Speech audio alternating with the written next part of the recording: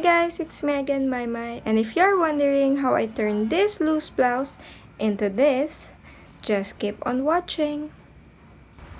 So first, tinanggal ko muna yung tahi ng sleeves. Pero make sure na meron pa rin matitira na nakakabit.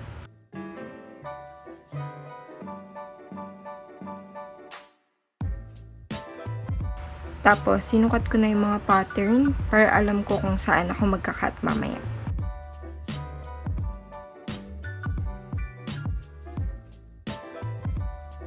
Then, trim yung taas ng front part.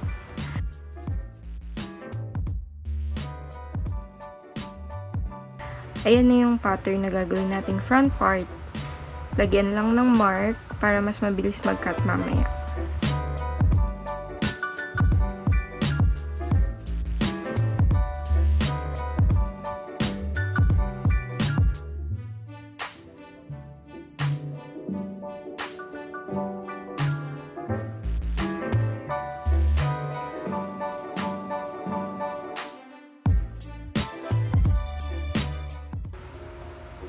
After makat ng front part, pagsamasamahin yung dalawang sides.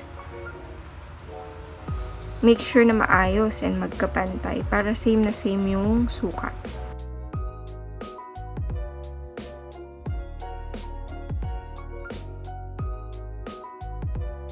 Then cut na ulit by tracing the pattern.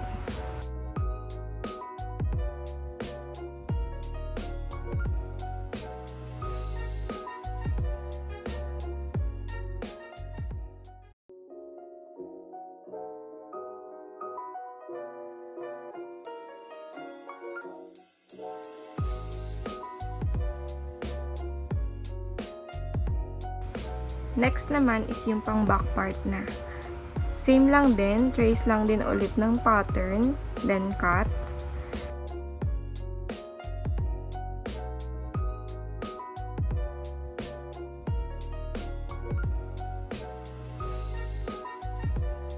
So, ayan. After makat is pagdidikit-dikitin na ulit, then sew.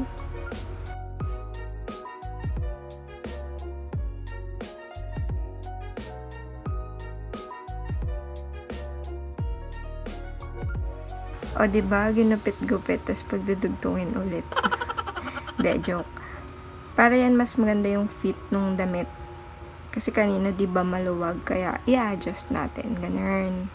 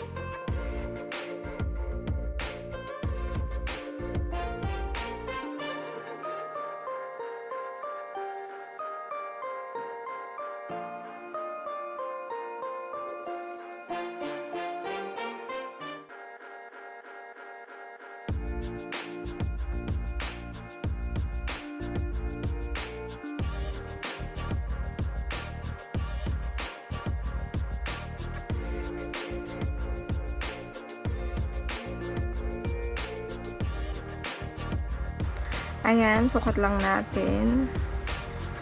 Next naman is yung mga edges. So, ito yung front part. Fold lang ng 2 times, then sew para malinis.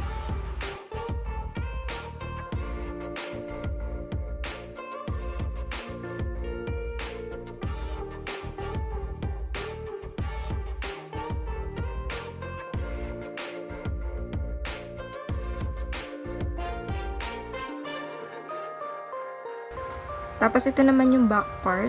Trinim ko lang para pantay. Then, ganun lang din ulit. Fold, then sew.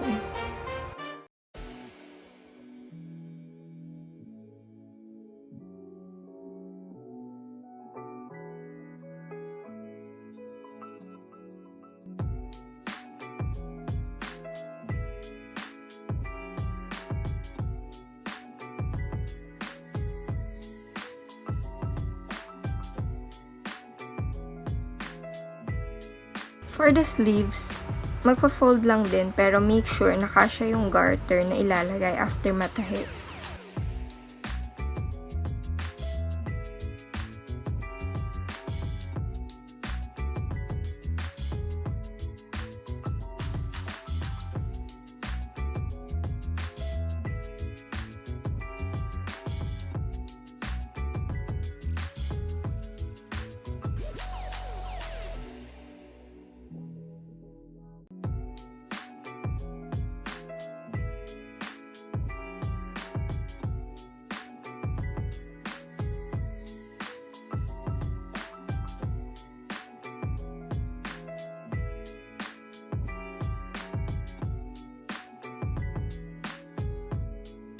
Ayan, lagyan na natin ng garter.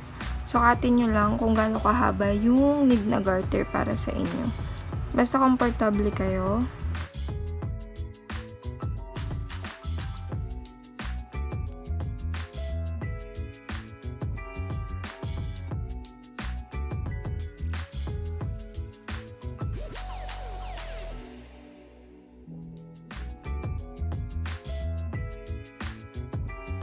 And then, tahiin yung dalawang dulo na dinaanan ng garter. Do this sa dalawang sleeves. Nilagyan ko rin nga pala ng garter yung sa front part. Kasi nung sinukat ko, medyo maluwang.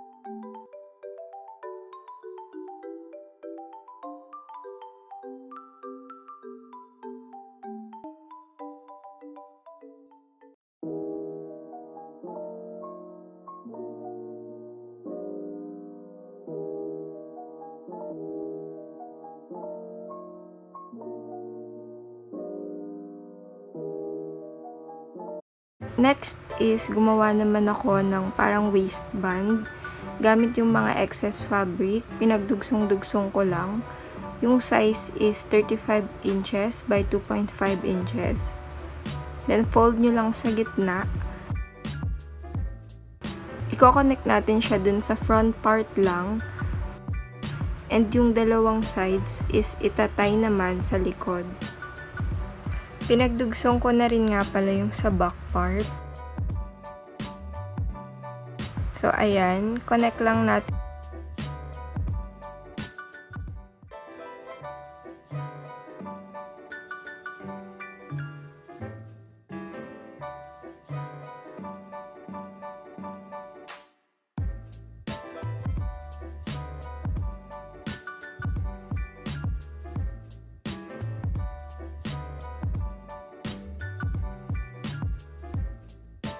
So, ayan. Tahiin na natin yung ginawa nating waistband sa front part. And you're done!